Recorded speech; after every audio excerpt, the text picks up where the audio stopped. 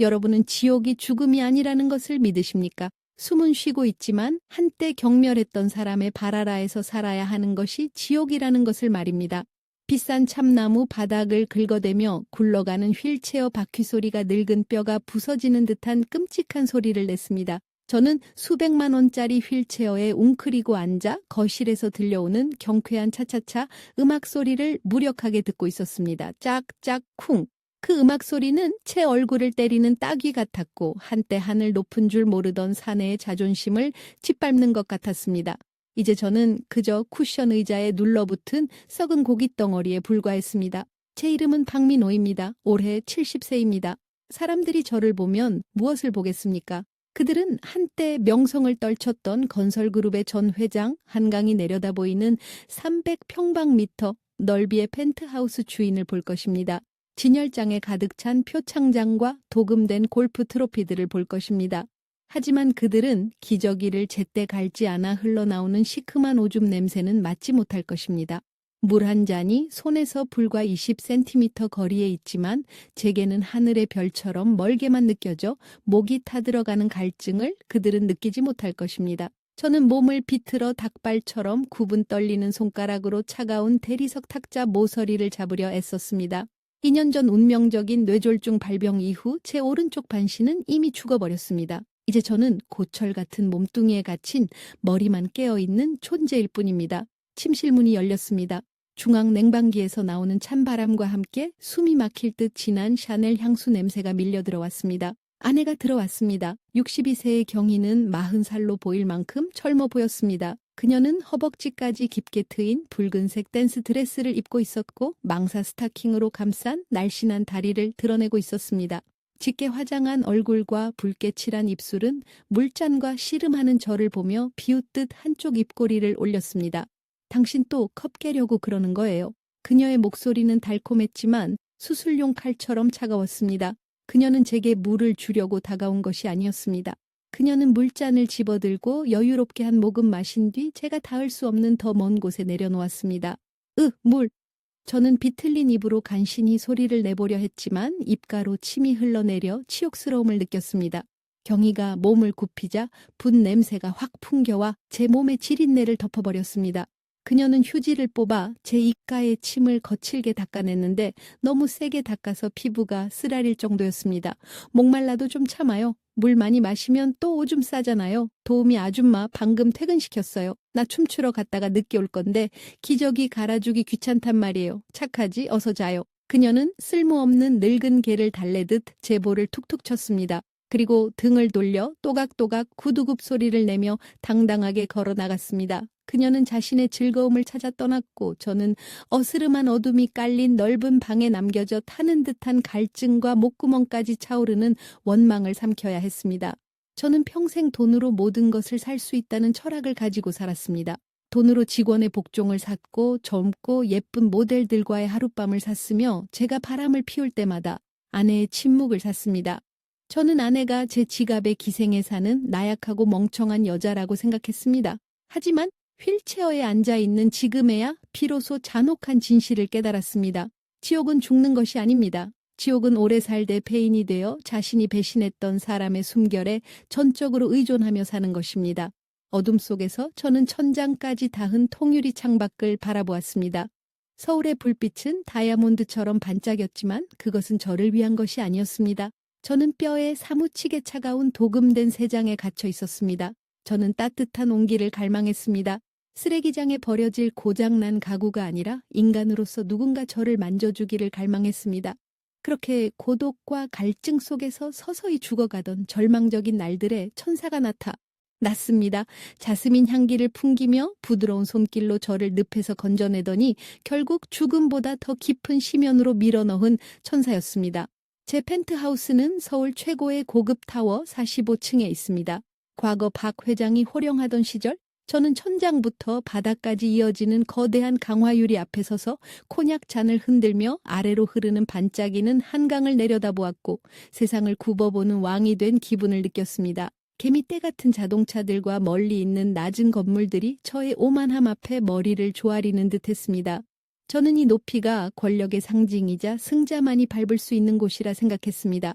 하지만 지금 그 화려한 높이는 저를 가두는 가장 견고한 감옥의 창살이 되었습니다. 휠체어에 앉은 시선으로는 더 이상 드넓은 하늘이 보이지 않았습니다. 그저 허공만 보일 뿐이었습니다. 이 집은 너무 넓고 너무 차갑고 너무 조용했습니다. 죽음 같은 정적을 깨는 것은 공기청정기의 낮은 기계음과 아내가 저의 위생 처리를 위해 고용한 도우미 최 여사의 무거운 발자국 소리뿐이었습니다. 그렇습니다. 저는 위생 처리라는 단어를 씁니다. 그들이 제 망가진 몸을 다루는 방식이 딱 그렇기 때문입니다. 2년 전의 뇌졸중은 낡은 건물을 폭파하듯 저를 순식간에 무너뜨렸습니다. 오른쪽 반신은 완전히 마비되었고 한쪽 팔은 부러진 닭 날개처럼 가슴에 붙어 오그라들었으며 오른쪽 얼굴 근육이 처져 입을 열 때마다 침이 통제 없이 흘러내렸습니다. 이탈리아제 맞춤 정장을 입던 중후한 신사는 이제 약 냄새와 속에서부터 썩어가는 냄새를 풍기는 흉물스러운 고깃덩어리가 되었습니다. 자, 영감님, 엉덩이 좀 들어요. 거기서 살이 썩게 놔둘 작정이에요. 최 여사의 목소리가 고막을 찢을 듯 울려 퍼졌습니다. 그녀는 뚱뚱하고 거친 여자였으며 사포처럼 거친 손을 가지고 있었습니다. 그녀는 저를 회장님이라고 부르지도 않았고 주인님이라고도 하지 않았습니다. 그녀에게 저는 퇴근 전에 처리해야 할 70kg짜리 짐덩어리에 불과했습니다. 그녀는 몸을 닦기 위해 저를 거칠게 뒤집었습니다. 뜨거운 물에 적신 수건이 제 얇고 쭈글쭈글한 피부를 세게 문질렀습니다. 아프고 쓰라려서 비명을 지르고 싶었지만 굳어버린 혀는 의미 없는 소리만 낼 뿐이었습니다. 최 여사는 아랑곳하지 않았습니다. 그녀는 제 등에 욕창이 생기기 시작했다거나 노인네 똥 냄새가 지독하다며 투덜거리고 욕을 해댔습니다. 저는 눈을 질끈 감고 틀니를 꽉 깨물며 치욕을 삼켰습니다. 수천억 원짜리 계약서에 서명하고 미인들의 다리를 쓰다듬던 손이 이제는 시장바닥에 상한 고기처럼 거친 여자의 손에 주물러지고 있다는 것을 누가 상상이나 했겠습니까? 제가 매일 느끼는 유일한 피부 접촉은 이 고통스럽고 역겨운 문지름 뿐이었습니다. 저는 더 이상 남자가 아니었습니다. 저는 폐인이었습니다. 하지만 최 여사가 주는 육체적 고통은 아내 경희가 주는 정신적 고문에 비하면 아무것도 아니었습니다. 올해 62세인 경희는 제 돈을 쏟아부은 스파와 성형외과, 비싼 필라테스 덕분에 40대 초반처럼 보였습니다. 그녀는 아름다웠습니다. 저의 시들어가는 모습과는 정반대로 날카롭고 차가우며 생기가 넘치는 아름다움이었습니다. 매일 아침 그녀는 몸에 딱 붙는 운동복을 입고 각방을 쓰는 침실에서 걸어 나와 제가 한때 소유했으나 소중히 여기지 않았던 몸매를 과시했습니다. 그녀는 마치 제가 금이 간 도자기인 양, 두기에는 좁고 버리기에는 아까운 물건인 양, 제 휠체어 옆을 스쳐 지나갔습니다. 최 여사, 오늘 영감 죽은 다 먹었어요? 경희는 저를 쳐다보지도 않고 최신형 휴대폰에 시선을 고정한 채 물었습니다. 반 공기밖에 안 먹었어요. 또 옷에다 뱉어놔서 더러워 죽겠네. 그래요, 비타민은 먹였어요? 먹였습니다. 좋아요. 햇볕 좀 15분만 쪼에게 해줘요. 비타민 D 부족으로 죽으면 골치 아프니까. 그것이 그녀가 저에 대해 말하는 전부였습니다. 아픈 곳은 없는지 슬프지는 않은지 묻는 말은 한마디도 없었습니다. 그녀는 법적 의무가 규정하는 딱 그만큼만 저를 돌보았습니다. 먹이고 입히고 사람을 써서 닦아주고 죽지 않을 만큼만 유지했습니다. 하지만 그녀는 잔인한 무관심으로 제 영혼을 죽이고 있었습니다. 낯선 향수 냄새를 묻히고 귀가하던 옛날 경희가 울며 불며 제발 자신을 좀 봐달라고 애원하던 때가 생각났습니다. 그때 저는 코웃음을 치며 블랙카드를 던져주고 쇼핑이나 가서 성가시게 하지 말라고 했습니다. 이제 그녀는 바로 그 차가움으로 제게 복수하고 있었습니다. 그녀는 남편이 있는 집에서 독신 생활을 즐기고 있었습니다. 밤은 가장 공포스러운 시간이었습니다. 최 여사가 퇴근하고 집안이 어둠에 잠기면 경희는 거실에서 음악을 틀어놓고 혼자 춤을 추었습니다. 저는 문이 열린 방에 누워 음악에 맞춰 유연하게 몸을 돌리는 그녀의 그림자를 보았습니다. 벽에 비친 그림자는 요사스럽게 춤을 추었습니다. 저는 갈망했습니다. 죽지 않은 수컷의 육체적 욕망뿐만 아니라 사람의 온기를 갈망했습니다. 누군가 제 성한 손을 잡아주기를, 일그러진 얼굴을 쓰다듬으며 여전히 사랑받을 자격이 있는 인간이라고 말해주기를 원했습니다. 저는 웅걸거리는 소리로 아내를 불렀습니다. 경희는 춤을 멈추고 땀방울이 맺힌 목과 숨 가쁘게 움직이는 가슴을 한 채 방으로 들어왔습니다. 그녀는 침대 옆에 서서 동정과 경멸이 뒤섞인 눈으로 저를 내려다보았습니다. 왜요? 또 화장실 가고 싶어요? 저는 고개를 저으며 떨리는 왼손을 그녀에게 뻗어 애원하는 눈빛을 보냈습니다. 그녀가 저를 만져주길 원했습니다. 가벼운 손길이라도 좋았습니다. 하지만 경희는 문둥병이라도 옮을까봐 한 걸음 뒤로 물러났습니다. 그녀는 이불을 끌어올려 제 목까지 덮어주며 차가운 목소리로 말했습니다.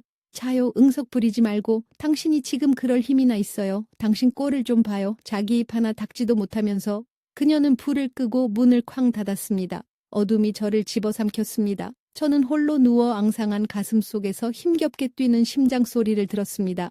솟구치는 무력감에 뜨겁고 짠 눈물이 흘러내려 귀 속으로 들어갔지만 저는 스스로 닦을 수조차 없었습니다. 저는 황금 세장에 갇힌 날개 꺾인 매였습니다.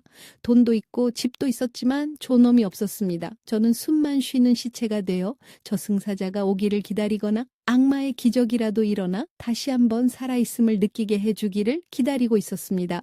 그리고 아마도 하늘이 아니면 악마가 제 절망적인 기도를 들은 것 같았습니다. 다음 날 치료사가 집에 와서 재활 솔루션이라고 부르는 제안을 했지만 저에게 그것은 가장 달콤한 파멸로 가는 문이었습니다. 박 회장님, 근육이 너무 빨리 위축되고 있습니다. 전문 요가 치료사를 불러 매일 속근육을 자극해야 합니다. 제가 아는 아주 유능한 선생님이 있는데 어려운 케이스 전문입니다. 경희는 어깨를 으쓱하며 무심하게 고개를 끄덕였습니다. 알아서 하세요. 나 귀찮게만 하지 말고요. 아내는 그 고개 끄덕임이 세장문을 열고 천사의 탈을 쓴 독사를 들여놓는 순간이었다는 것을 몰랐습니다. 그 뱀의 이름은 김서연이었습니다. 운명의 그날 오후 햇살이 강화 유리를 비스듬히 통과해 넓지만 삭막한 거실을 붉게 물들였습니다. 휠체어에 고개를 떨구고 앉아 물리치료라는 이름의 새로운 고문을 기다리고 있었습니다. 머릿속에는 최 여사처럼 거친 여자나 거만한 의사가 와서 이 망가진 몸을 비틀어댈 생각에 몸서리가 젖었습니다. 저는 이 집의 냄새에 너무 익숙해져 있었습니다. 독한 바닥, 청소, 세제 냄새, 아내의 차가운 향수 냄새, 아무리 씻어도 지워지지 않는 제 몸의 퀴퀴한 냄새. 그것은 죽음의 냄새이자 끝의 냄새였습니다. 그런데 초인종 소리가 울렸습니다. 평소의 날카로운 소리가 아니라 오늘은 왠지 더 부드럽게 울리는 듯했습니다. 문이 열리고 아내 경희가 귀찮은 표정으로 와인잔을 든 채 서서 들어오는 사람에게 턱짓했습니다. 들어와요. 저기 있어요. 뭘 하든 상관없는데 소리 지르게만 하지 마요. 머리 아프니까. 그 여자가 들어왔습니다. 그리고 그 순간 방 안을 가득 채우던 양냄새가 거짓말처럼 사라졌습니다. 그녀는 젊지 않았습니다. 아마 45세쯤 젊음의 빛이 강렬하기보다 은은하게 무르익어가는 나이였습니다. 그녀는 제 아내처럼 살을 드러내는 딱 붙는 운동복도, 도우미처럼 쭈글쭈글하고 더러운 유니폼도 입지 않았습니다. 그녀는 옅은 회색 요가복을 입고 있었는데 단정하면서도 풍만하고 부드러운 몸매를 적당히 감싸고 있었습니다. 검고 긴 머리는 목덜미 뒤로 단정하게 묶여 있었고 오르막길을 걸어오느라 땀방울이 맺힌 하얀 목덜미가 드러났습니다. 하지만 저를 가장 먼저 사로잡은 것은 미모가 아니라 향기였습니다. 그녀가 다가와 아내에게 허리 숙여 인사하고 제게 돌아섰을 때 은은한 자스민 향기가 풍겼습니다. 경희의 샤넬 향수처럼 독하거나 인위적이지 않았습니다. 그것은 제가 부자가 되기 전 건강했던 시절의 아련한 기억 속 들판의 향기였습니다. 그 향기는 제 후각을 파고들어 팽팽하게 긴장된 신경을 달래주었습니다. 안녕하십니까, 사모님? 그녀의 목소리는 낮고 따뜻하게 울려 퍼져 계곡물 소리 같았고 아내의 날카로운 목소리와는 정반대였습니다. 그리고 그녀는 제 휠체어 앞에 한쪽 무릎을 꿇고 저와 눈높이를 맞췄습니다. 그녀는 제 눈을 똑바로 바라보았습니다. 일그러진 입이나 오그라든 팔을 보는 것이 아니라 늙고 탁해진 제 눈을 2년 만에 처음 보는 존중의 눈빛으로 바라보았습니다. 안녕하십니까, 박 회장님, 김서연입니다. 오늘부터 제가 회장님께서 힘을 되찾으시도록 돕겠습니다. 박 회장, 그 두 글자가 마른 하늘의 날벼락처럼 울렸습니다. 누군가가 저를 그렇게 부른 지 얼마나 오래되었던가요? 아내는 영감이라 부르고 도우미는 할아버지라 부르고 의사는 환자라고 불렀습니다. 그런데 이 낯선 여자는 제가 가졌던 가장 강력한 호칭으로 저를 불렀습니다. 그 순간 구분 등이 조금 펴지는 듯했습니다. 제 안에 남아있던 남자의 자존심이 꿈틀거리는 것을 느꼈습니다. 안녕. 저는 비뚤어진 소리를 겨우 뱉어냈고 침이 또 흐르려 했습니다. 저는 당황하고 부끄러워 고개를 돌리려 했습니다. 하지만 서연은 전혀 혐오감을 보이지 않았습니다. 아내처럼 서둘러 휴지로 거칠게 닦지도 않았습니다. 그녀는 주머니에서 실크 손수건을 꺼내 제 입가를 천천히 톡톡 두드려 닦아주었습니다. 마치 귀한 조각상의 먼지를 닦아내듯 조심스러운 손길이었습니다. 괜찮습니다. 회장님, 걱정하지 마세요. 그녀는 왼쪽 뺨에 보조개를 드러내며 선하게 웃었습니다. 시작해볼까요? 문가에 기대어 지켜보던 아내는 입술을 비죽이며 비웃더니 등을 돌려 나갔습니다. 어머, 연기가 대단하네. 잘해봐요. 시간당 페이로 줄 테니까. 방문이 닫히고 저와 서연만이 고요한 공간에 남았습니다. 그녀가 첫 수업을 시작했습니다. 저는 초의 여사나 간호사가 저를 만질 때마다 들리던 고무장갑 소리가 나기를 숨죽여 기다렸습니다. 그들은 항상 제 늙은 몸에서 세균이라도 옮을까봐 장갑을 꼈습니다. 하지만 아니었습니다. 서연은 장갑을 끼지 않았습니다. 그녀는 두 손을 비벼 따뜻하게 만든 뒤 마비된 제 팔 위에 살며시 얹었습니다. 세상에, 그 느낌이라니. 그녀의 손은 부드럽고 따뜻하고 건조했습니다. 살과 살이 닿았습니다. 마비된 팔뚝에서 뇌까지 전기가 흐르며 잠자던 세포들을 깨웠습니다. 얼음장 같은 아내의 손과도 다르고 사포 같은 최 여사의 손과도 달랐습니다. 서연의 손은 메마른 사막에 흐르는 따뜻한 물결 같았습니다. 그녀는 마사지를 시작했습니다. 가늘고 긴 손가락이 힘있게 제 늘어지고 위축된 근육 깊숙이 파고들었습니다. 그녀는 대충 하지 않았습니다. 힘줄 하나하나를 따라가며 뭉친 근육을 끈기 있게 풀어주었습니다. 회장님, 근육은 아직 좋습니다. 그녀는 마사지를 하며 박하향이 나는 숨결을 제 귀에 불어넣으며 속삭였습니다. 의사는 완전히 마비되었다고 했지만 저는 느껴집니다. 이 피부 아래 강인한 남자의 생명력이 숨어 있다는 것을요. 그저 잠들어 있을 뿐입니다, 회장님. 그 달콤한 거짓말이 꿀처럼 깊게 흘러들었습니다. 제가 폐인이라는 것을 알지만 그녀의 말을 들으니 정말로 기회가 있을지 모른다는 착각이 들었습니다. 이 망가진 몸에도 아직 남자의 가치가 남아있다고 말입니다. 그녀는 제 팔을 들어 자신의 어깨에 두르게 하고 스트레칭 동작을 했습니다. 우리 사이의 거리가 좁혀졌습니다. 얇은 티셔츠를 통해 그녀의 천이 제게 전해지는 것을 느꼈습니다. 그녀가 움직일 때마다 가슴이 제 팔에 살짝 닿았습니다. 심장이 쿵쿵 뛰기 시작했습니다. 두려움의 박동이 아니라 회생의 박동이었습니다. 뜨거운 피가 얼굴로 몰려 양볼이 붉어졌습니다. 서연도 그 변화를 눈치챈 듯했습니다. 그녀는 물러서지 않고 오히려 더 가까이 다가와 제 이마에 흩날리는 흰 머리카락을 손으로 부드럽게 넘겨주었습니다. 아주 잘하셨습니다. 회장님, 보셨죠? 회장님은 그들이 말하는 것처럼 쓸모없는 분이 아닙니다. 그 말은 제 마지막 방어선을 완전히 무너뜨렸습니다. 눈물이 왈칵 쏟아졌습니다. 아파서가 아니라 서럽고 고마워서였습니다. 2년 만에 처음으로 혐오감 없이 저를 만져주는 여자가 있었습니다. 늙은 박 영감 안에서 박 회장을 봐주는 여자가 있었습니다. 1시간 동안 저는 꿈속을 헤매는 듯했습니다. 그녀의 자스민 향기를 탐욕스럽게 들이마시고 맨손의 감촉을 즐겼습니다. 거실에서 춤추는 거만한 아내도 무례한 도우미도 잊었습니다. 세상에는 저와 김서연이라는 여자만 남았습니다. 수업이 끝나자 그녀는 저를 다시 바르게 눕히고 이불을 꼼꼼히 덮어주었습니다. 시체처럼 목까지 덮는 게 아니라 숨쉬기 편하게 가슴까지만 덮어주었습니다.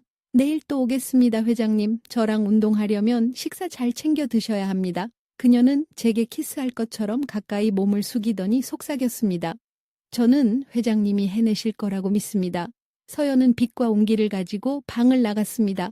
문이 닫히고 저는 다시 익숙한 어둠과 냉기 속에 남겨졌습니다.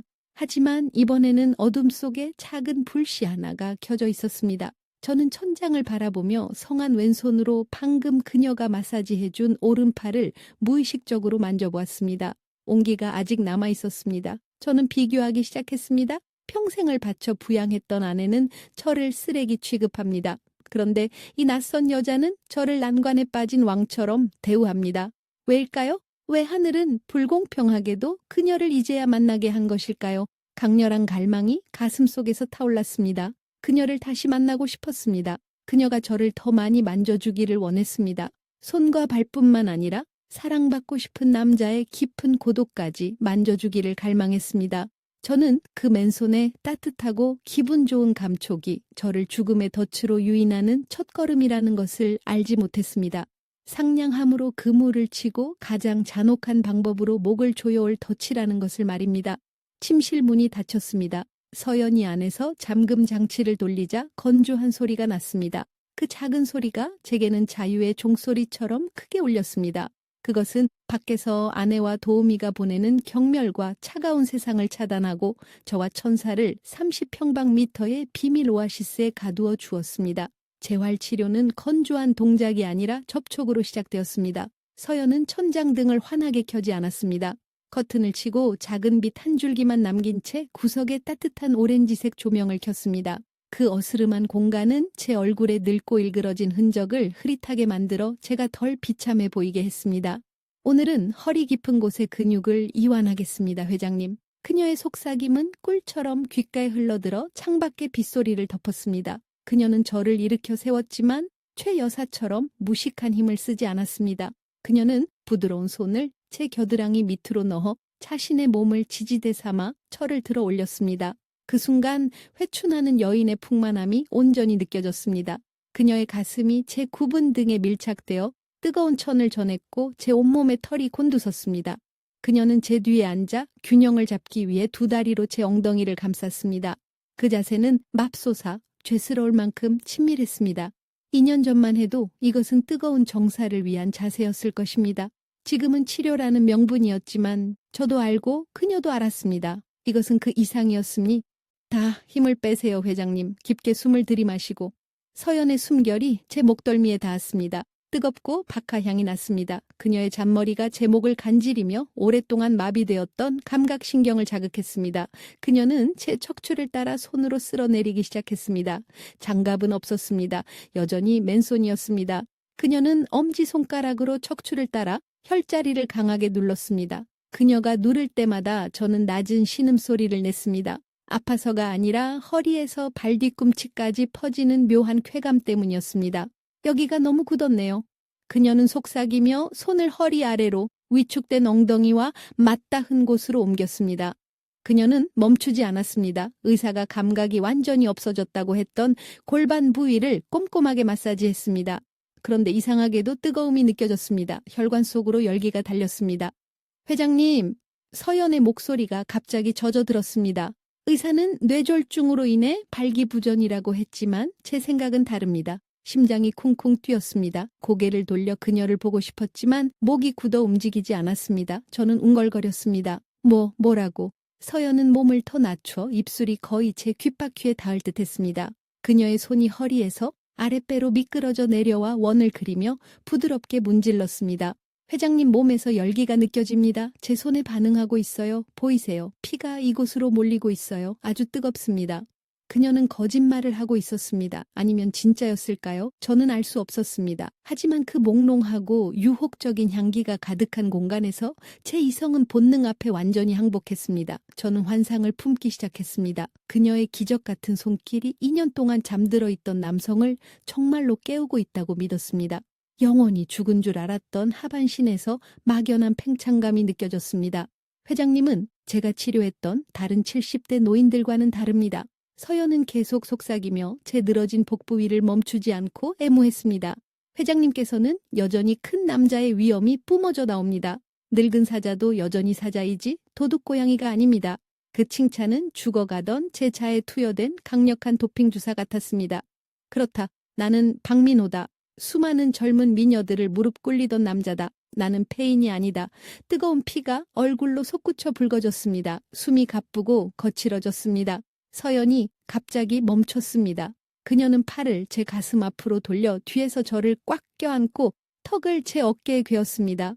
우리는 그렇게 앉아 있었고 그녀의 가슴이 숨 쉴 때마다 제 등에 닿았습니다. 그녀는 제 뺨에 얼굴을 가까이 대고 맞은편 옷장 거울에 비친 흐릿한 두 사람의 모습을 바라보았습니다. 아세요? 사모님이 춤추러 가면서 회장님을 혼자 두는 걸 볼 때마다 제 마음이 너무 아픕니다. 그녀는 울먹이는 목소리로 말했습니다. 어떻게 이렇게 멋진 분을 방치할 수가 있죠? 저라면 절대로 회장님을 1초도 목마르거나 춥게 두지 않았을 거예요. 그 말은 제 감정의 댐을 무너뜨렸습니다. 그동안 쌓였던 서러움과 억울함이 터져나왔습니다. 뒤돌아 그녀를 안고 그 따뜻한 가슴에 얼굴을 묻고 아이처럼 울고 싶었습니다. 하지만 저주받은 몸은 허락하지 않았습니다. 저는 움직일 수 있는 왼손으로 가슴 위에 놓인 그녀의 손을 떨며 잡았습니다. 물에 빠진 사람이 지푸라기라도 잡듯 꽉 쥐었습니다. 서서연 씨, 저는 말을 더듬으며 눈물을 흘렸습니다. 그녀가 몸을 돌려 저를 마주 보았습니다. 그녀는 제 눈물을 닦아주더니 갑자기 몸을 숙여 제 이마에 가볍게 키스했습니다. 나비가 스치듯 가벼운 입맞춤이었지만 제 세계관을 뒤흔들었습니다. 울지 마세요, 민호님. 이제 제가 여기 있잖아요. 제가 회장님의 손과 발이 되어 드릴게요. 그녀는 저를 민호님이라고 불렀습니다. 회장님도 영감도 아니었습니다. 그녀는 저를 연인처럼 불렀습니다. 그 순간 저는 휠체어에 앉아 있다는 사실도 기저귀 냄새가 난다는 사실도 잊었습니다. 저는 회춘하고 있었습니다. 강렬하고 맹목적인 회춘이었습니다. 저는 이 젊고 아름다운 여자가 제 영혼을 꿰뚫어보고 다른 무엇도 아닌 저라는 사람 자체를 사랑한다고 믿었습니다. 그 후 치료 시간은 책의 아편이 되었습니다. 저는 의사보다 매일 오후 울리는 초인종 소리를 더 기다렸습니다. 아내가 집에 있으면 짜증이 났고 그녀가 춤추러 가서 최대한 오랫동안 집을 비워주기를 바랐습니다. 서연과 단둘이 있기 위해서였습니다. 저는 외모에 신경 쓰기 시작했습니다. 최 여사에게 소리쳐 서연이 오기 전에 수염을 깨끗이 깎고 머리를 단정히 빗기라고 했습니다. 심지어 몰래 제 옷에 오래된 향수를 조금 뿌리게 했습니다. 서연은 고단수처럼 밀당을 할 줄 알았습니다. 그녀는 절대 선을 넘지 않았지만 항상 그 경계에서 모호하게 행동했습니다. 실수인 척 가슴을 제 팔에 닿게 하거나 방 안에서 옷을 갈아입으며 등을 돌린 채 은근히 곡선을 보여주기도 했습니다. 그녀는 제 머릿속에 제가 아직 기회가 있다는 생각을 심었습니다. 제가 건강해지거나 저 악독한 아내에게서 벗어나면 그녀를 온전히 가질 수 있을 것이라고 말입니다. 저는 미끼에 취해 있었습니다. 늙고 눈먼 물고기가 꿀이 발린 낚싯바늘을 덥석 물고는 낚시꾼이 턱을 낚아채려 한다는 사실도 모른 채 입을 벌리고 있었습니다. 그리고 먹잇감이 취하자 사냥꾼은 그물을 치기 시작했습니다. 서연은 자신의 불행한 인생 이야기를 들려주며 제 안의 남성적 보호 본능을 자극했습니다. 늦가을에 서울 비가 구천을 떠도는 영혼의 통곡처럼 추적추적 내렸습니다. 잠긴 침실 안은 자스민 향기와 서연의 흐느끼는 소리로 가득 찼습니다.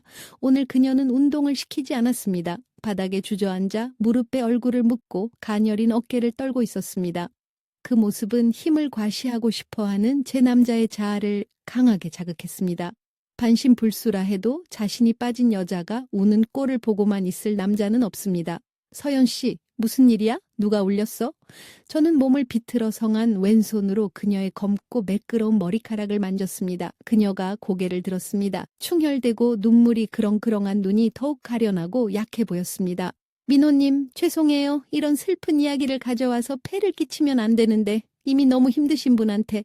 말해봐, 나한테는 폐가 아니야. 저는 회장의 위엄을 보이려 목소리를 깔았습니다. 서연은 훌쩍이며 이야기를 늘어놓았습니다. 그녀의 인생사는 참으로 비참했습니다.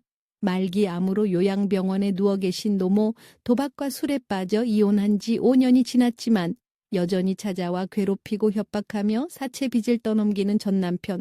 어제 사채업자들이 제 자취방에 들이닥쳤어요. 가구를 부수고 이번 주까지 2억 원을 갚지 않으면 염산을 뿌리겠대요. 그녀는 목 놓아 울며 제 손을 꽉 잡았습니다. 손톱이 살을 파고들어 아팠지만 저는 제가 중요한 존재가 된 것 같아 기뻤습니다. 너무 무서워요. 저는 혼자인데 어디에 의지해야 하나요? 측은지심과 허세가 제 안에서 격렬하게 타올랐습니다. 2억 원이라니. 전성기 박민회계는 접대 술값 한 번에 불과했습니다. 지금은 아내의 감시를 받는 늙은 폐인 신세라 적은 돈은 아니었지만 제게는 피자금이 있었습니다. 30년간 사업을 하면서 저는 늙은 여우였습니다. 저는 아내를 포함해 누구도 완전히 믿지 않았습니다. 경희가 모르는 스위스 비밀 계좌와 은행 금고에 현금을 보관하고 있었습니다. 그것은 제 자유를 위한 보험이었습니다. 그리고 지금 저는 미녀의 미소를 사고 약자를 보호하는 남자의 지위를 되찾기 위해 그 돈을 쓰기로 결심했습니다. 그만 울어, 뚝. 저는 가슴이 벅차오르는 것을 느끼며 속삭였습니다. 내가 있잖아. 그놈이 다시는 네 머리카락 하나 건드리지 못하게 해줄게. 저는 서연에게 침대 밑 비밀 서랍에서 아이패드를 꺼내라고 했습니다. 떨리는 제 왼손이 화면을 터치해 스위스 은행 계좌에 접속했습니다. 띠링, 송금 성공 알림이 떴습니다. 3억 원. 저는 그녀에게 1억 원을 더 얹어 주었습니다. 서연은 화면을 보고 눈을 크게 뜨더니 더 크게 울음을 터뜨리며 제 목을 끌어안고 가슴에 얼굴을 비볐습니다. 민호님, 세상에 왜 이렇게 저한테 잘해주세요? 제가 감히 어떻게 이렇게 큰 돈을 받아요? 저는 그냥 보잘것없는 선생인데 무엇으로 갚아요? 돈으로 갚을 필요 없어. 저는 그녀의 부드러운 등을 쓰다듬으며 피어오르는 매혹적인 향기를 맡았습니다. 남은 돈으로 개인 요가 학원을 차려 아주 예쁘고 조용한 곳으로. 서연이 고개를 들었습니다. 눈이 별처럼 반짝였습니다. 그 말씀은? 그래, 저는 고개를 끄덕였습니다. 머릿속에서 미치도록 대담한 계획이 그려졌습니다. 학원을 열어, 그리고 나를 거기로 데려가줘. 저 독한 아내와 이혼할 거야. 내 돈 다 가지고 당신에게 갈게. 당신이 나를 돌봐줘. 오직 나만 알겠지? 정말이세요? 그녀의 목소리가 감격에 겨워 떨렸습니다. 모든 걸 버리고 저한테 오시겠다고요? 저같이 흠있고 가난한 여자한테요? 서연 씨는 나의 천사입니다. 오직 당신만이 내가 살아있음을 느끼게 해줍니다.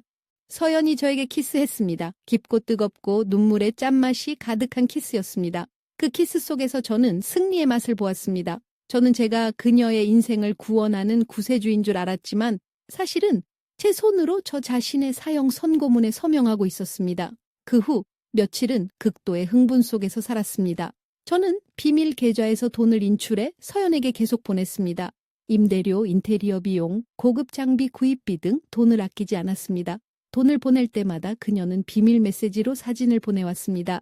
점점 완성되어 가는 가게 사진과 새로 산 화분 옆에서 환하게 웃는 그녀의 사진이었습니다. 우리 보금자리가 곧 완성돼요, 민호님. 저는 침대에 누워 메시지를 읽으며 미친 사람처럼 웃었습니다. 통쾌했습니다. 여전히 파티와 춤 배우기에 빠져있는 경희를 경멸의 눈빛으로 바라보았습니다. 춤이나 실컷 춰라, 거만하게 굴어봐라, 속으로 생각했습니다.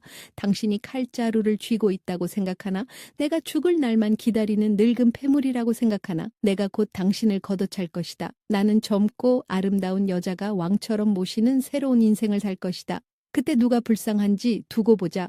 심지어 저는 서연에게 개업 선물로 주려고 5천만 원짜리 다이아몬드 목걸이를 몰래 주문했습니다. 다친 침실에서 떨리는 손으로 그녀의 목에 걸어주자 그녀는 제 귀에 속삭였습니다. 당신은 세상에서 가장 멋진 남자예요. 평생 당신의 노예가 될게요.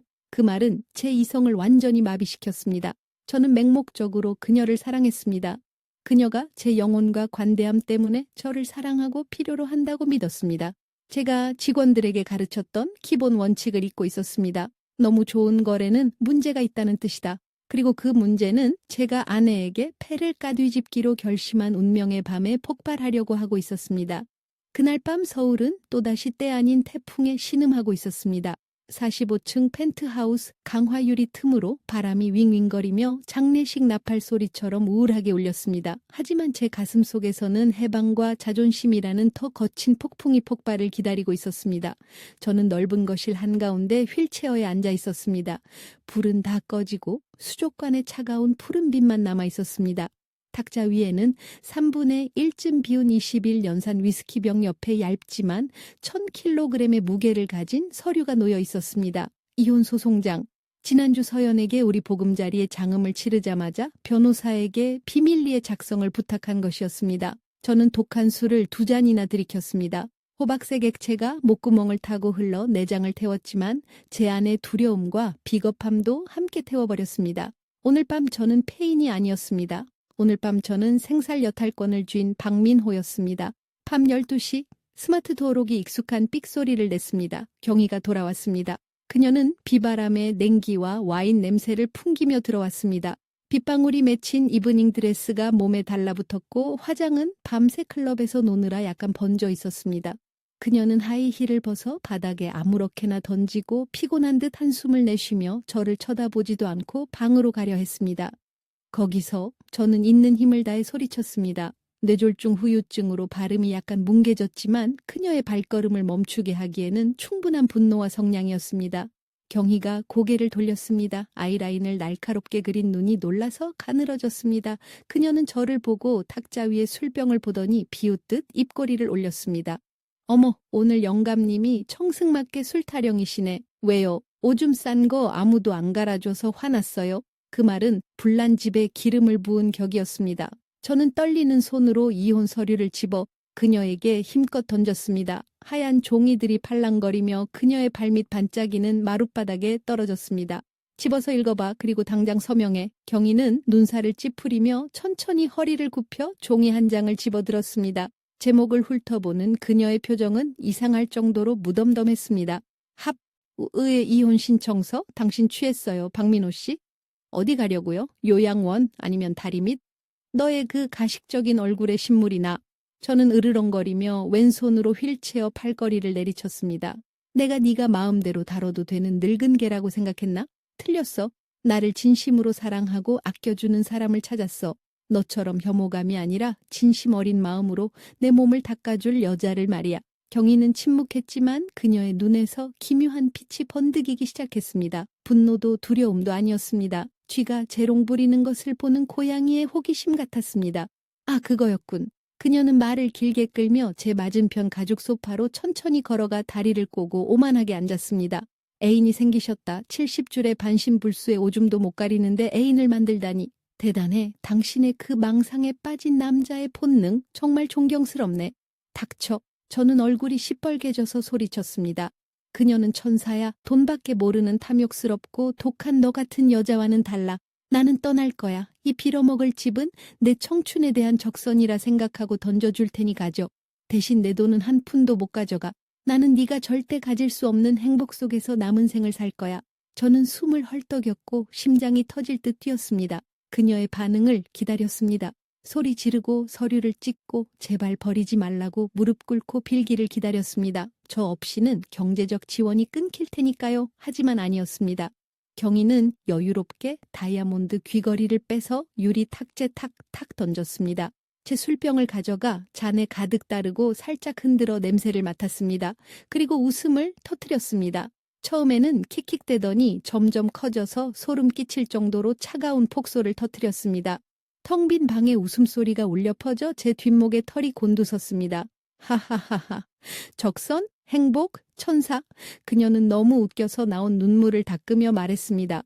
세상에, 박민호 씨, 당신 정말 불쌍할 정도로 순진하네. 그녀는 술잔을 내려놓더니 표정이 돌변했습니다. 웃음기가 사라졌습니다. 그녀의 눈이 저를 꿰뚫듯 쳐다보았습니다. 살점을 도려내는 수술 칼처럼 날카롭고 잔인했습니다. 내가 당신의 그 천사가 누군지 모를 줄 알았어? 김서연, 45세, 요가 치료사, 맞지? 저는 얼어붙었습니다. 아내의 입에서 나온 서연의 이름은 저주처럼 들렸습니다. 어떻게 알았을까요? 저는 완벽하게 숨겼다고 생각했습니다. 내가 바보인 줄 알아? 경희는 일어나 붙박이 술장 쪽으로 갔습니다. 두툼한 갈색 봉투를 꺼내 제 허벅지 위에 툭 던졌습니다. 그 무게가 마비된 다리를 짓눌러 깜짝 놀랐습니다. 열어봐. 당신 천사가 당신이 적선한 돈으로 뭘 하고 있는지 보라고. 손이 너무 떨려 봉투를 찢기조차 힘들었습니다. 사진들이 쏟아져 나와 허벅지에 흩어졌을 때 제 세상은 무너져 내렸습니다. 천천히 무너진 게 아니라 산산조각나 폭발했습니다. 행복한 보금자리의 환상은 사라지고 적나라하고 역겨운 진실이 이빨을 드러냈습니다. 사진들이 마른 낙엽처럼 제 허벅지에 떨어졌습니다. 방금 전까지 자존심에 취해 이혼을 요구하며 탁자를 내리치던 제 왼손은 이제 광택지 한 장조차 제대로 짚지 못할 정도로 떨렸습니다. 저는 흐린 눈을 가늘게 뜨고 자세히 들여다보았습니다. 그리고 그 이미지가 망막에 꽂히는 순간 누군가 거대한 망치로 제 가슴을 부수는 것 같았습니다. 사진 속에는 회색 운동복을 입고 순수한 자스민 향기를 풍기던 요가 선생님 김서연은 없었습니다. 제 연인의 얼굴을 한 낯선 여자가 있었습니다. 나이트클럽 VIP 룸에 앉아 있었고 주변에는 양주병과 담배꽁초가 널려 있었습니다. 그녀는 뻔뻔할 정도로 노출이 심한 호피 무늬 드레스를 입고 제가 그토록 얼굴을 묻고 싶어 했던 가슴을 거의 다 드러내고 있었습니다. 손가락에는 타다 만 담배가 끼워져 있었고 술에 취해 눈이 풀린 채 입을 크게 벌리고 웃고 있었습니다. 제가 매력적이라고 칭찬했던 덧니가 천박하고 무섭게 보였습니다. 하지만 가장 끔찍한 것은 서연의 변신이 아니었으니 다 그녀 옆에 앉아있는 사람이었습니다. 뚱뚱하고 거칠고 남자처럼 머리를 짧게 자른 여자가 서연의 허리를 꽉 껴안고 얼굴이 붉게 상기된 채 다른 손으로 제 천사의 입에 술을 들이붓고 있었습니다. 최 여사였습니다. 매일 제 몸을 아프게 닦아대며 냄새나는 늙은이라고 구박하던 그 무례한 도움이었습니다. 사진 속 최 여사는 꼬질꼬질한 작업복 차림이 아니었습니다. 남성적인 정장을 입고 목에는 굵은 금목걸이를 하고 있었습니다.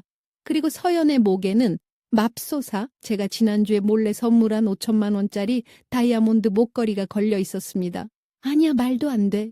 저는 턱이 젖을 정도로 침을 흘리며 말을 더듬었습니다. 이건 합성이야. 네가 날 속이는 거야. 서연이는 저 여자를 몰라. 최 여사는 그냥 도움이잖아. 경희는 대꾸하지 않았습니다. 그저 칼자루를 쥔 자의 잔인한 미소를 지을 뿐이었습니다. 그녀는 최신형 휴대폰을 꺼내 몇 번 조작하더니 제 허벅지 위 사진들 위로 던졌습니다. 봐요. 당신 돈으로 지은 보금자리를 똑똑히 보라고. 화면에는 몰래카메라 영상이 재생되고 있었습니다. 화질은 선명했고 소리도 또렷했습니다. 배경은 담배 연기가 자욱하고 지저분한 자취방이었습니다. 서연은 5만 원권 돈뭉치를 세고 있었습니다. 제가 사채빚 갚으라고 준 현금이었습니다. 최 여사는 소파에 길게 누워 탁제 발을 올린 채 이를 쑤시며 껄껄 웃고 있었습니다. 야, 자기야, 그 발기불능 영감이 입금했어? 나 악역 연기하느라 너무 힘들었어. 맨날 똥 닦아주느라 토 쏠려 죽는 줄 알았다니까. 서연이 고개를 들더니 담배를 길게 빨아 능숙하게 도넛 모양으로 연기를 뱉었습니다. 계곡물 같던 목소리는 온데간데 없고 앙칼지고 드센 목소리였습니다. 입금했어. 3억. 그 늙은이 진짜 멍청해. 내가 조금만 만져주고 사자처럼 정력 좋다고 칭찬해주면 좋아서 눈이 뒤집힌다니까. 그 물렁물렁한 살 만지면 소름 끼쳐. 돈 아니면 금을 줘도 안 만지지. 최 여사가 허벅지를 탁 치며 웃어젖혔습니다. 하하하, 사자라니. 곧 뒤질 늙은 돼지겠지. 근데 너 연기 진짜 늘었더라. 저번에 이마에 뽀뽀해주는데 나 웃겨 죽는 줄 알았어. 그래서 언제 튈 거야? 이번 주 영감이 이혼하고 나 데려간다고 약속했거든. 그 요가 학원이 고깃집인 거 들키기 전에 날라야지. 돈 챙겨서 우리 제주도로 휴가나 가자, 자기. 그리고 두 여자는 화면 속에서 서로에게 달려들어 걸신 들린 듯 키스를 퍼부었습니다. 제 손길에 수줍어하던 서연이 저 거친 도움이 아줌마와 욕망에 차서 엉겨붙고 있었습니다. 툭, 화면이 꺼졌습니다. 하지만 그 소리들은 시한폭탄처럼 머릿속에서 계속 울렸습니다. 발기불능 영감, 물렁물렁한 살, 토 쏠려. 저는 넋을 잃고 앉아 있었습니다. 누군가 심장을 쥐어짜는 듯 피가 철철 흐르는 것 같았습니다. 병 때문이 아니라 자존심이 무너진 고통이었습니다. 저는 사랑받는 남자가 아니었습니다. 마지막 한 방울까지 짜인 멍청한 젖소였고 삼류 사기꾼 커플의 조롱거리였습니다. 회춘이라는 그 모든 연극은 덫이었습니다. 최 여사가 악역을 맡아 저를 바닥으로 밀어 넣으면 서연이 구세주처럼 나타나 육체적 접촉으로 최면을 걸어 제 모든 것을 바치게 만든 것이었습니다. 저는 고개를 들어 경희를 보았습니다. 피처럼 붉은 와인잔을 든 그녀는 저를 극도의 조롱과 동정이 섞인 눈으로 내려다보고 있었습니다. 어때요? 술이 좀 깨요, 회장님. 그녀의 목소리는 날카로웠습니다. 당신이 늙은 여우인 줄 알았지? 당신은 욕망에 눈먼 어린 양일 뿐이야. 그 둘은 전문 사기꾼이고 당신처럼 병들고 외로운 부자 노인들만 노리는 꽃뱀들이야. 오늘 오후에 당신 돈 다 챙겨서 이미 날랐어. 왜? 저는 갈라진 목소리로 헐떡였습니다. 수치스러운 눈물이 흘러내렸습니다. 알면서 왜 말리지 않았어? 이것이 치명적인 질문이었습니다. 알고 있었다면 왜 그 큰 돈을 보내게 놔두었을까요? 왜 남편이 그렇게 처참하게 속는 것을 보고만 있었을까요? 경희는 술잔을 내려놓고 천천히 제게 다가왔습니다. 고통으로 일그러진 제 얼굴에 바짝 다가오자 진한 샤넬 향수 냄새가 공간을 덮었습니다. 말려? 그녀가 속삭였습니다. 입가에 악마 같은 미소가 번졌습니다. 내가 왜 말려? 그게 내 계획의 일부인데. 저는 눈을 크게 뜨고 아내의 검은 눈동자를 들여다보았습니다. 40년을 함께 산 아내는 없었습니다. 제 인생의 마지막 숨통을 끊어놓으려는 시커먼 심연이 입을 벌리고 있었습니다. 계획이라고? 저는 자갈을 씹는 것처럼 힘들게 물었습니다. 목은 타들어가고 굳어버린 혀는 이 공포스러운 진실 앞에서 더욱 마비되는 것 같았습니다. 경희는 바로 대답하지 않았습니다. 그녀는 여유롭게 밭 쪽으로 걸어가 새 와인병을 땄습니다. 코르크 마개가 뽕하고 뽑히는 경쾌한 소리가 죽음 같은 정적 속에서 기괴하게 울렸습니다. 그녀는 붉은 피처럼 출렁이는 와인을 잔에 따르고 돌아와 탁제 기대선 채 사형 선고를 내리는 판사의 눈으로 저를 보았습니다. 1985년 기억해, 민호 씨? 그녀가 가볍게 물었습니다. 저는 미간을 찌푸렸습니다. 1985년. 제 전성기였습니다. 회사가 큰 입찰을 따내고 돈이 물밀듯 들어오던 때였습니다. 저는 밤새 파티에 빠져 살았습니다. 그해 경희는 허공을 응시하며 말을 이었습니다. 내가 첫째를 가졌을 때야 유산기가 있어서 석 달 내내 병원에 누워 있었지. 하얀 벽 속에 갇혀 토해가며 소독약 냄새만 맡았어. 당신은 어디 있었지? 저는 고개를 숙였습니다. 비서 미란에게 빠져 있을 때였습니다. 그년한테 강남 아파트 사주느라 바빴지. 내가 혼수 팔아 모은 우리 공동 예금으로 첩의 집을 지어줬어. 하혈해서 애랑 나랑 둘 다 죽을 뻔한 그날 밤 내가 수십 통을 전화했는데 안 받았지. 새 침대에서 그년이랑 뒹구느라 바빴으니까. 그녀의 목소리는 평온했지만 그 평온함이 가장 무서웠습니다. 40년간 숙성된 증오가 맹독이 되어 있었습니다. 나는 그날 밤 살아남았어. 민호 씨, 혼자 애를 낳았지.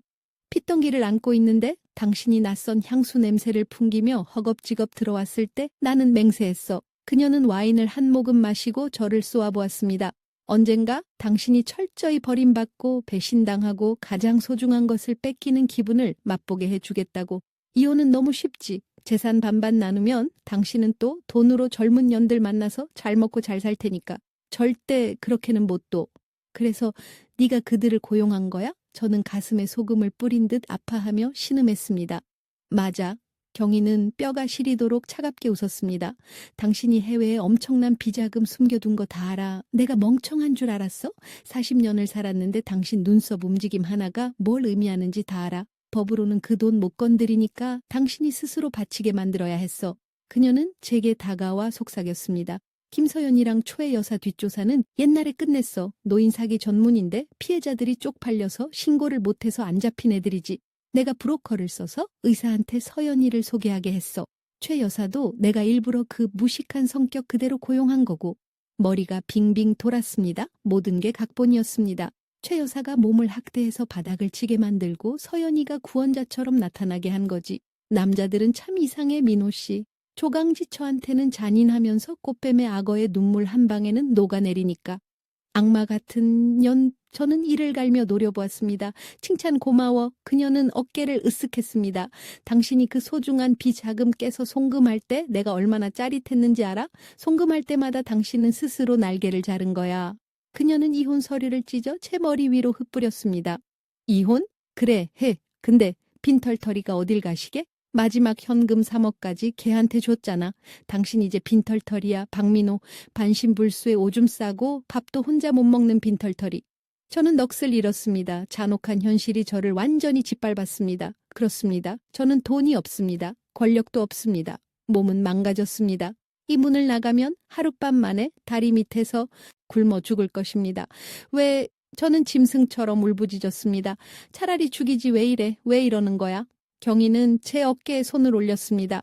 이번에는 따뜻했지만 치욕풀이 온기였습니다. 손톱이 실크 옷 위로 살을 파고들었습니다. 죽여? 아니, 죽는 건 너무 쉽지. 당신이 죽으면 내 40년 청춘은 누가 보상해? 내 지루한 노년의 장난감은 누가 해주고? 그녀는 술 냄새를 풍기며 귀에 대고 말했습니다. 오래 살아? 아주 오래. 내가 당신 돈 쓰는 거 보고 당신이 뺏어간 내 인생 누리는 거 지켜봐. 이제부터 밥 한 숟가락, 물 한 모금, 기저귀 가는 것까지 내 허락받고 살아. 내가 당신의 신이야. 당신 숨 쉬는 것도 내 허락받아야 해. 그녀는 기지개를 켜며 가벼워진 듯 일어섰습니다. 아, 참. 최 여사랑 서연이가 사기친 돈 30%를 나한테 떼줬어. 중개 수수료로. 그 돈으로 다음 달에 유럽 여행 갈 거야. 당신은 나랑 집에 있고. 말을 마치고 그녀는 등을 돌려 침실로 향했습니다. 넓고 차가운 거실에 저만 덩그러니 남았습니다. 오늘 밤 푹 자요 사랑하는 여보. 내일부터 우리 새 삶을 시작해야지. 단둘이서. 그녀의 방문이 닫혔습니다. 철컥하고 잠기는 소리가 들렸습니다. 저는 앉아 있었고 눈물은 말라버렸습니다. 저는 제 손을 내려다보았습니다. 한 그룹의 운명을 쥐락펴락했던 손이 이제는 텅 비고 쓸모 없어졌습니다. 창밖에는 여전히 비가 내리고 있었지만 진짜 폭풍은 이제 시작이라는 것을 알았습니다. 자연의 폭풍이 아니라 이 영원한 황금 세장 속의 폭풍이었습니다. 저는 달콤한 회춘에 덫에 빠졌고 이제야 깨달았습니다. 제가 그토록 갈망했던 가장 따뜻한 손길이 사실은 저를 죽이지도 살리지도 않으면서 목을 조르는 악마의 손길이었다는 것을요. 저는 모든 것을 잃었습니다. 그리고 가장 무서운 것은 그녀의 말이 맞다는 사실이었습니다. 저는 아무 데도 갈 수 없었습니다. 저는 영원히 그녀의 것이었습니다. 다음 날 아침 제 세상은 큰 폭발음 없이 무너졌습니다. 연간실처럼 하얗고 차가운 침묵 속에서 무너졌습니다. 눈을 뜨자 햇살이 따갑게 비쳤습니다. 목은 마르고 배에서는 꼬르륵 소리가 났습니다. 최 여사의 고함도 담배 냄새도 없었습니다. 300평방미터의 넓은 집은 모든 소리를 삼켜버린 것 같았습니다. 고개를 돌려 문 쪽을 보았습니다. 방문이 활짝 열려 있었고 안에 경희가 식판을 들고 문틀에 기대서 있었습니다. 그녀는 평소에 화려한 옷 대신 수수한 홈웨어에 앞치마를 두르고 있었습니다. 40년 전 아내의 모습 같았지만 눈에는 온기가 없었습니다. 얼어붙은 호수처럼 깊고 고요했습니다. 일어났어요, 여보. 그녀는 미소 지었지만 제 팔에는 소름이 돋았습니다. 그녀는 방으로 들어와 식판을 내려놓았습니다. 묽은 흰죽 냄새가 났습니다. 최 여사는 제가 물었습니다. 잘랐어. 경희는 의자에 앉으며 여유롭게 말했습니다. 시간제 도우미도 다 잘랐어. 이제 우리 집에 낯선 사람은 필요 없어. 시끄럽고 돈 들고 무엇보다 위험하잖아? 그녀는 위험이라는 단어를 강조하며 저를 보았습니다. 그럼 누가 나를 돌봐? 저는 멍청하게 물었습니다. 경희는 맑은 종소리처럼 웃었습니다. 그녀는 숟가락으로 죽을 휘저었습니다. 누구긴 누구야? 나지? 조강지처가 직접 돌봐줄게. 젊을 때 당신이 나한테 평생 돌봐주겠다고 약속했잖아. 이제 소원 성취했네. 공포가 밀려왔습니다. 최 여사의 학대는 예측 가능했지만 경희의 돌봄은 형벌이었습니다. 자, 해. 죽을 들이밀었지만 저는 입을 다물고 고개를 돌렸습니다. 회장의 자존심이 허락하지 않았습니다. 안 먹어. 생각 없어. 탁. 경희는 숟가락을 내려놓았습니다. 화내지 않고 한숨을 쉬며 창가로 갔습니다. 안 먹어? 그래, 굶을 권리는 있지. 근데 이거 뭐 하나는 알아도 오늘 아침에 은행 가서 가족카드 다 정지시켰어. 당신 아이패드, 휴대폰 다 쓰레기통에 버렸고 이 방 인터넷도 끊었어. 그녀는 팔짱을 끼고 저를 보았습니다. 당신은 돈도 없고 연락 수단도 없어. 침대 밖으로 2미터도 못 나가. 이 죽 안 먹으면 굶어 죽어. 굶어 죽으면 보기 흉해. 민호 씨, 깔끔한 거 좋아하잖아. 저는 울면서 제 처지를 깨달았습니다. 저는 제 집이라는 감옥의 죄수였습니다. 배가 요동쳤고 비루한 생존 본능이 자존심을 이겼습니다. 저는 죽 그릇을 보았습니다. 경희는 다시 앉아 새 숟가락을 들었습니다. 이번에는 기다리지 않고 제 볼을 눌러 입을 벌리게 한 뒤 죽을 밀어 넣었습니다. 옳지, 착하다. 밍밍한 죽이 넘어갔습니다. 인생의 존엄도 함께 넘어갔습니다. 있지? 그녀는 죽을 먹이며 동화 읽어주듯 말했습니다. 생각 많이 했어? 당신 버리면 나만 나쁜 년 되잖아. 근데 내가 당신을 지극정성으로 돌봐서 죽지도 못하게 만들면 나는 생불이 되는 거야. 사람들은 나를 칭송하겠지. 그리고 제일 중요한 건 그녀가 눈을 크게 뜨고 다가왔습니다. 당신이 매일 말라가는 걸 보는 거야. 매일 아침 당신 눈 속의 무력감을 보는 거야. 10년이고 20년이고 오래 살아. 당신이 먹는 밥, 물, 숨결 하나하나가 다 내 잡이라는 걸 기억하면서 저는 몸서리쳤습니다. 그녀는 제가 죽기를 바라지 않았습니다. 그녀는 제가 살아있는 장난감이 되어 그녀의 승리를 증명하길 원했습니다. 억지로 죽을 따먹이자 그녀는 입을 닦아주었습니다. 부드럽고 조심스러웠지만 소름 끼쳤습니다. 그것은 길들여진 애완동물을 만지는 주인의 손길이었습니다. 다 먹었으니 일광욕하러 가자. 의사가 햇볕을 쬐어야 좋다고 했잖아. 그녀는 저를 번쩍 안아 휠체어에 태웠습니다. 제 돈으로 운동을 해서인지 생각보다 힘이 셌습니다. 발코니로 나갔습니다. 한강 바람이 불어왔습니다. 45층 아래로 서울이 화려하게 펼쳐졌습니다. 바쁘게 움직이는 자유로운 사람들이 보였습니다. 뛰어내리자. 그냥 넘어가면 끝난다. 저는 팔에 힘을 주고 난간을 잡으려 했지만 쇠 같은 손이 어깨를 눌러 앉혔습니다. 철컥 안전벨트가 채워졌습니다. 경희가 저를 의자에 결박했습니다. 바보 같은 짓 하지 마, 여보. 그녀가 뒤에서 속삭였습니다. 발코니에 투명 안전망 설치했어. 못 뛰어내려. 그렇게 쉽게 죽으면 재미없잖아. 그녀는 기지개를 켜며 환하게 웃었습니다. 날씨 참 좋다. 1시간만 구경하고 있어. 나 오늘 모임 있어서 준비해야 해. 젊은 댄서들이 새로 왔다는데 검증하러 가봐야지. 그녀는 들어갔고 유리문은 잠겼습니다. 저는 휠체어에 묶인 채 투명한 망 너머를 보았습니다. 한강은 흐르고 세상은 돌아가는데 저만 이 황금 감옥에 영원히 멈췄습니다. 가짜 천사 서연이 떠올랐습니다. 사라진 3억 원이 떠올랐습니다. 아내를 공기처럼 취급했던 지난 날이 떠올랐습니다. 그 공기가 응축되어 저를 가두는 벽이 되었습니다. 저는 박민호가 아니었습니다. 가석방 없는 무기수였습니다. 마지막 숨이 닿을 때까지 배신했던 여자가 주는 밥을 기다리며 살아야 했습니다. 눈물 한 방울이 손등에 떨어졌습니다. 후회의 눈물이 아니었습니다. 완벽한 절망의 눈물이었습니다. 세장은 다쳤습니다. 영원히.